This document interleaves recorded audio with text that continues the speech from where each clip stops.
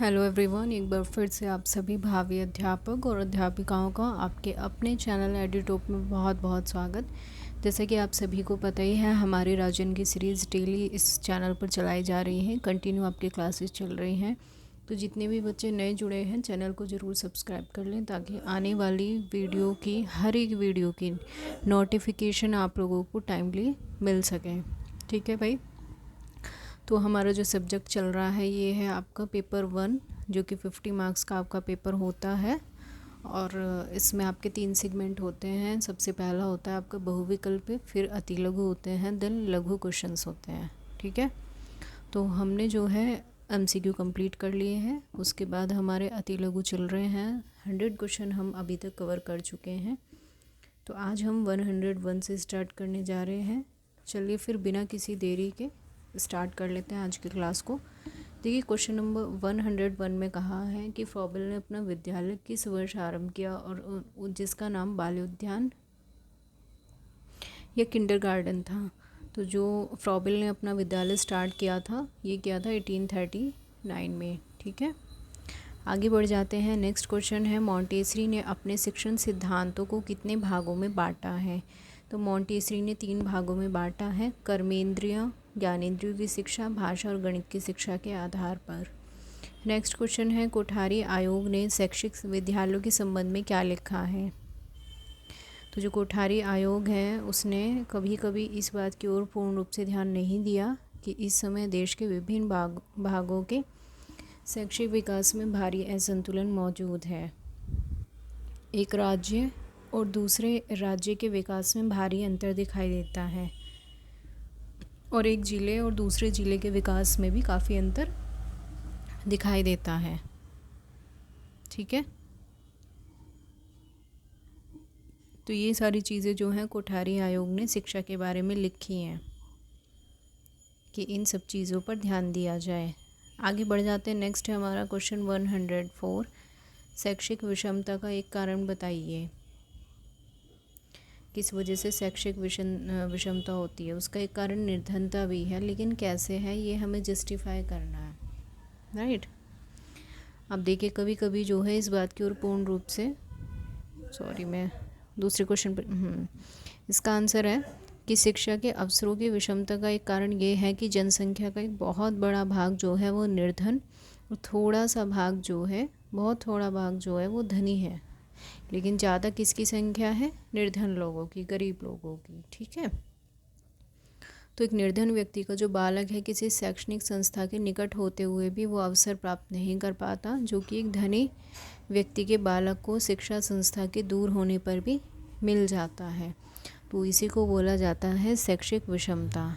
Next question है, शिक्षा के व्यवसायीकरण की आवश्यकता क्या है। बिल्कुल, इसकी आवश्यकता बहुत ज़्यादा है। जैसे महात्मा गांधी जी ने भी अपनी बुनियादी और बेसिक शिक्षा में कहा है कि हर बच्चे को इस तरह से तैयार किया जाए कि वो अपनी बेसिक एजुकेशन में ही कमाना सीख जाए, इस तरीके से उसे प्रिपेयर किया जाए। ठीक है। उन्होंने हस्तकला पर ज़्यादा जोर दिया था। तो ये क्वेश्चन भी इसी तरह का है कुछ। अब देखिए इसका आंसर, जनता और देश की खुशहाली तभी पूर्ण हो सकेगी जबकि हमारी शिक्षा प्रणाली इस प्रकार से हो कि कुशल और व्यवहारिक नागरिकों का निर्माण करे, पढ़े लिखे बेकार नागरिकों का नहीं। आगे बढ़ जाते हैं। नेक्स्ट क्वेश्चन है हमारा क्वेश्चन नंबर 106, बचपन छीनता बाल श्रमता पर टिप्पणी लिखिए। ये क्वेश्चन भी बहुत बार पूछा जाता है। सारे क्वेश्चन इंपॉर्टेंट है। वैसे राजन में कुछ भी ऐसा नहीं है कि आपको वो छोड़ना है। देखो, संविधान, सरकार और संविधान ने कैसी व्यवस्था की है कि बच्चे निःशुल्क शिक्षा प्राप्त कर सके। इसी आधार पर निःशुल्क और अनिवार्य प्राथमिक शिक्षा और शिक्षा का अधिकार अधिनियम बनाए गए हैं। लेकिन निश्चित रूप से पारिवारिक स्थिति अनिवार्य बाल शिक्षा में बाधक है। पारिवारिक परिस्थितियां बाल श्रम को विवश करती हैं। बाल श्रम के कारण बच्चे का बचपन छीन जाता है और जिस उम्र में उन्हें पुष्प के समान विकसित होना चाहिए, उस उम्र में बाल श्रम के कारण उनकी इच्छाएं, मनोकामनाएं समाप्त हो जाती है और बच्चों का जो बचपन है वो पूरी तरीके से छिन्न भिन्न हो जाता है। ठीक है। नेक्स्ट क्वेश्चन है, जनसंख्या शिक्षा का अर्थ लिखिए। अब देखिए, जनसंख्या शिक्षा क्या है। जनसंख्या में अबाध गति से वृद्धि के फलस्वरूप मानव जीवन के आर्थिक, सामाजिक, राजनीतिक, सांस्कृतिक पक्षों पर पड़ने वाले कुप्रभाव के प्रति जागरूकता तथा संबंध समाधानों के विषय में वैचारिक क्रांति की शैक्षिक व्यवस्था ही जनसंख्या शिक्षा कहलाती है। ठीक है, इन सभी कारकों से जो भी कुप्रभाव पड़ रहे हैं आसपास में, उनके समाधान हम कैसे कर सकते हैं, ये चीज़ हम जनसंख्या शिक्षा में सीखते हैं। नेक्स्ट है जनसंख्या शिक्षा की आवश्यकता हमें क्यों है। देखिए, बहुत सारे इसके कारण हो सकते हैं। एक तो राष्ट्र की प्रगति के लिए, दूसरा आर्थिक विकास करने के लिए, तीसरा मानवीय संसाधन कुशलता के लिए, परिवार नियंत्रण कार्यक्रमों में सफलता के लिए, परिवार नियोजन के लिए, योजना की सफलता के लिए। इस तरीके से बहुत सारे कारण हो जाते हैं जो कि जनसंख्या शिक्षा की आवश्यकता महसूस कराते हैं। नेक्स्ट क्वेश्चन है हमारा 109। शिक्षा द्वारा समाज का विकास किस प्रकार संभव है। अब शिक्षा समाज के विकास का कार्य करती है। यदि किसी समाज का विकास किया जाना हो तो वहाँ की जो शिक्षा है वो उत्तम होनी चाहिए।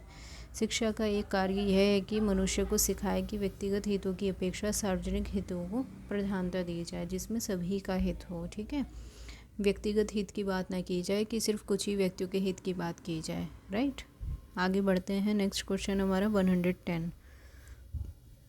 समाज का प्रमुख शैक्षिक कार्य लिखिए। समाज बालकों के लिए शिक्षा संस्थाओं की स्थापना करता है। उन संस्थाओं को चलाने के लिए वित्तीय सहायता भी समाज देता है। ठीक है, तो ये काम हो गया है हमारे समाज का। आगे बढ़ जाते हैं। नेक्स्ट क्वेश्चन है 111। सामाजिक शारीरिक विकास के लिए क्या करता है। तो समाज अपने सदस्यों के शारीरिक विकास के लिए खेल कूदों के साधनों का प्रबंध करता है। समाज बालकों के व्यायाम के लिए व्यायामशालाओं का भी निर्माण करता है। नेक्स्ट क्वेश्चन है परिवार द्वारा शारीरिक विकास के साधन बताइए। अब घर पर ही व्यक्ति के शारीरिक विकास की नींव पड़ती है। इसके लिए उसे बहुत सारी बातों का ध्यान रखना चाहिए, जैसे कि हवादार घर हो, उसमें धूप भी आती हो, भोजन हो, वस्त्र की व्यवस्था, व्यायाम, आराम और व्यक्तिगत स्वच्छता आदि। नेक्स्ट क्वेश्चन है हमारा 113। परिवार द्वारा बालक के शैक्षिक विकास की व्यवस्था किस प्रकार करनी चाहिए। तो परिवार को जो है बच्चे के शारीरिक विकास के साथ साथ उसके बौद्धिक विकास का भी ध्यान रखना चाहिए। इसके लिए उसे खिलौने, पहेली बॉक्स, चित्र, पहेलियाँ, शिक्षाप्रद कहानियों की पुस्तकें आदि की व्यवस्था हम करके दे सकते हैं। राइट, आगे बढ़ते हैं। Next question 114। घर को बाल उपयोगी कैसे बनाया जा सकता है। अब देखिए, इस संबंध में गीजू भाई ने लिखा है कि हमारे घरों में ऐसी खूंटियाँ कहाँ हैं कि जिन तक बालक के हाथ पहुँच सकें। हमारे घरों में टंगी बढ़िया तस्वीर बहुत ऊंचाई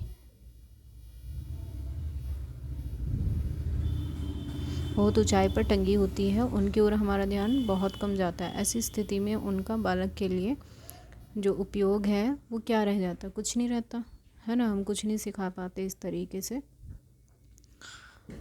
नेक्स्ट क्वेश्चन है व्यक्ति और समाज का संबंध लिखिए। व्यक्ति और समाज का घनिष्ठ संबंध होता है। यद्यपि ये सत्य है कि व्यक्ति समाज को प्रभावित करता है, लेकिन वो स्वयं भी समाज से प्रभावित होता है। जन्म लेते ही समाज के प्रभाव उस पर आने लगते हैं।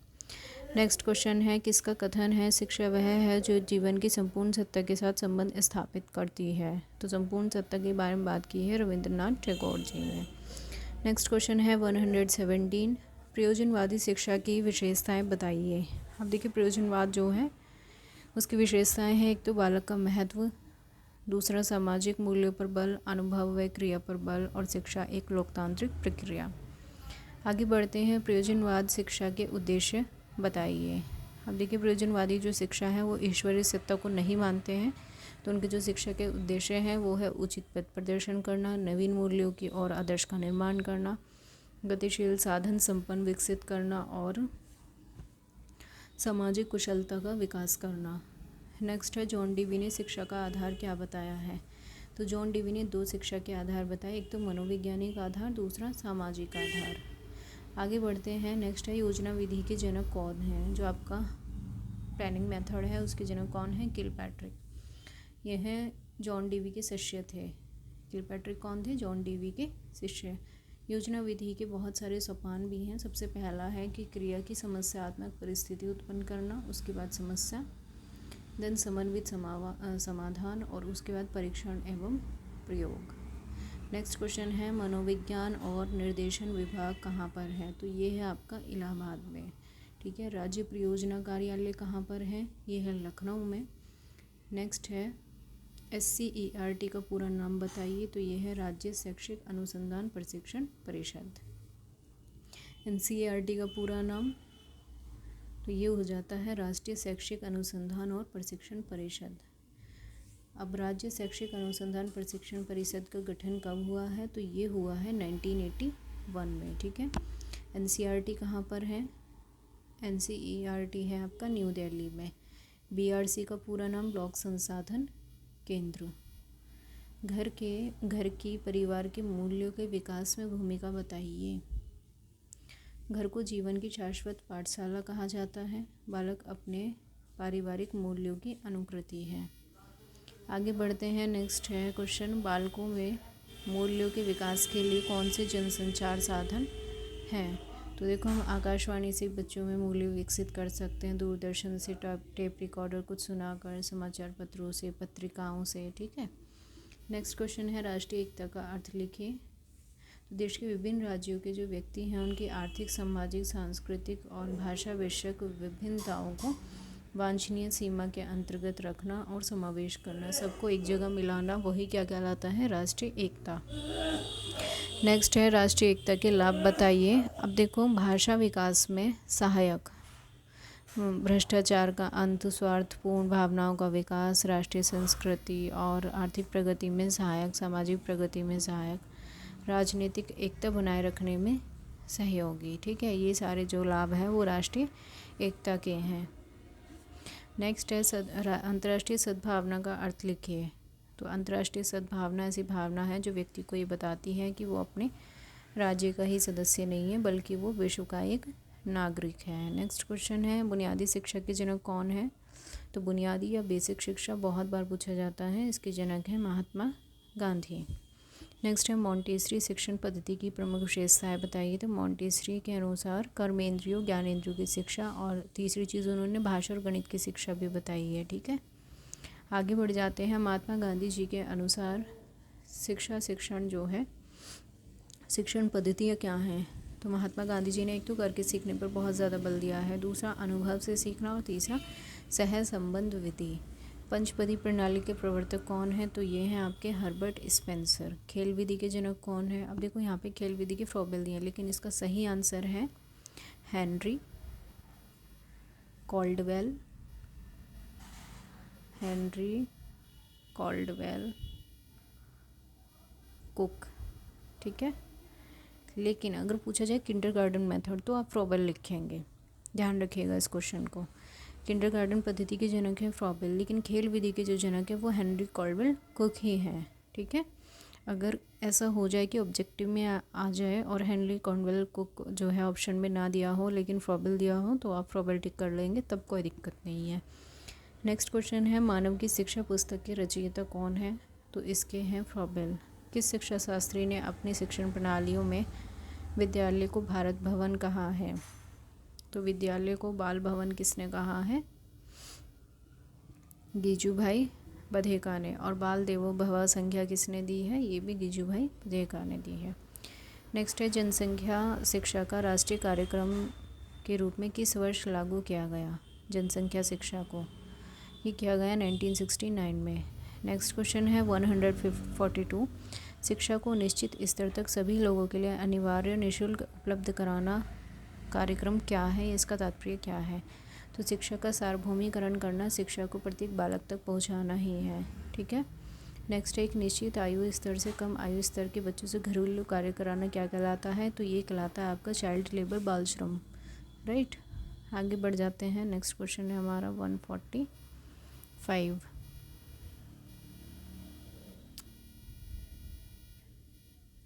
अभी हमने कौन सा क्वेश्चन किया लास्ट में?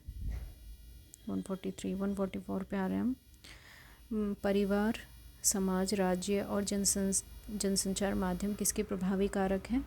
तो ये हैं शिक्षा के। विद्यालयों में सभी को एक साथ रखना, सबके साथ समान व्यवहार करना, सबके बीच में एकता बनाए रखना क्या कहलाती है? शैक्षिक अवसरों की समानता। नेक्स्ट है विद्यालय समाज में सभी के बीच बिना लिंग भेदभाव के कार्य करना क्या कहलाता है? लैंगिक समानता। ठीक है। नेक्स्ट है डाइट का पूरा नाम आपको बताना है, तो ये है जिला शिक्षा और प्रशिक्षण संस्थान। एनपीआरसी का पूरा नाम न्याय पंचायत संसाधन केंद्र। ग्राम शिक्षा समिति का अध्यक्ष कौन होता है? ग्राम प्रधान। ग्राम शिक्षा समिति का सचिव कौन होता है? प्रधानाध्यापक।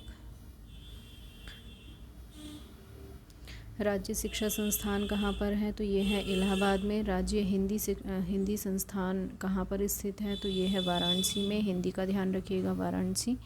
आंग्ल भाषा का कहाँ पर है? ये है इलाहाबाद में। ठीक है। बोधकालीन शिक्षा के अंतर्गत मठ में प्रवेश के पूर्व कौन सा संस्कार होता है? तो ये होता है आपका प्रबज्जा संस्कार। नेक्स्ट है शिक्षा के किस उद्देश्य के अंतर्गत व्यक्ति के उच्चतम विकास और आत्मज्ञान पर बल दिया जाता है? तो ये दिया जाता है आदर्शवाद पर। वह शिक्षा जिसमें किसी निश्चित पाठ्यक्रम, विद्यालय और वातावरण की आवश्यकता नहीं होती, तो कौन सी शिक्षा कहलाती है? अनौपचारिक। ठीक है। प्रकृतिवाद और ब्रैकेट में अनौपचारिक लिख दीजिएगा आप। ठीक है। नेक्स्ट क्वेश्चन है विद्यालय प्रकृति की गोद में स्वतंत्र और खुले वातावरण में हो, ये विचार किसने दिया? तो ये विचार दिया है रूसो ने, क्योंकि रूसो जो थे पूरे तरीके से प्रकृतिवादी थे। नेक्स्ट क्वेश्चन है छात्रों को गतिविधि या उदाहरण के माध्यम से पढ़ाते समय ही व्याकरण शिक्षा सहजता से पढ़ाने की वकालत किसने की?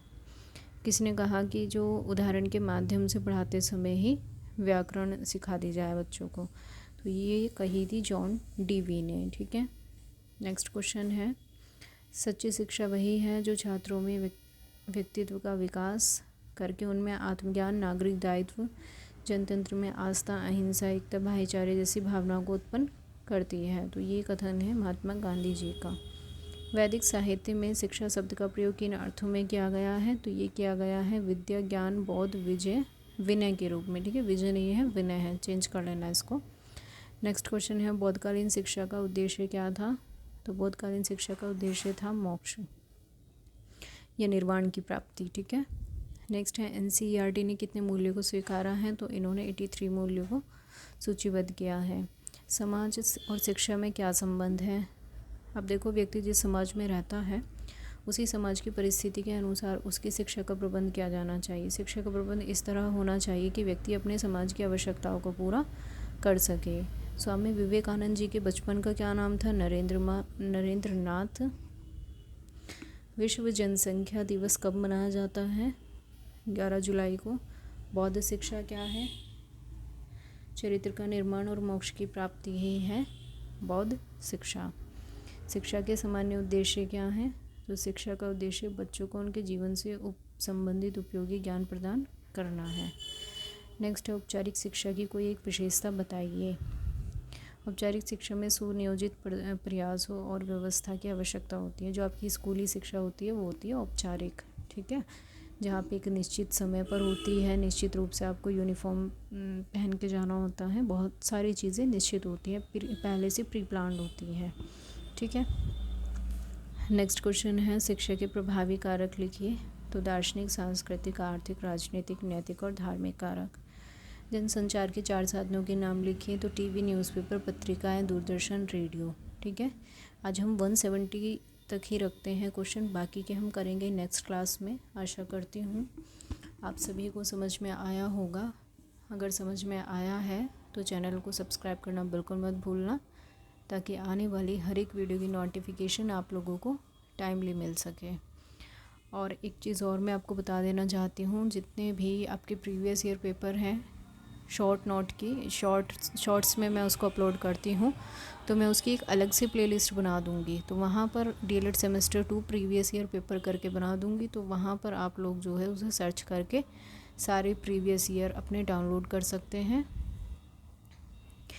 या फिर उनसे देख करके आप एक आइडिया ले सकते हैं कि किस तरीके से जो हमारा पेपर है किस तरह के क्वेश्चन पूछे जाते हैं।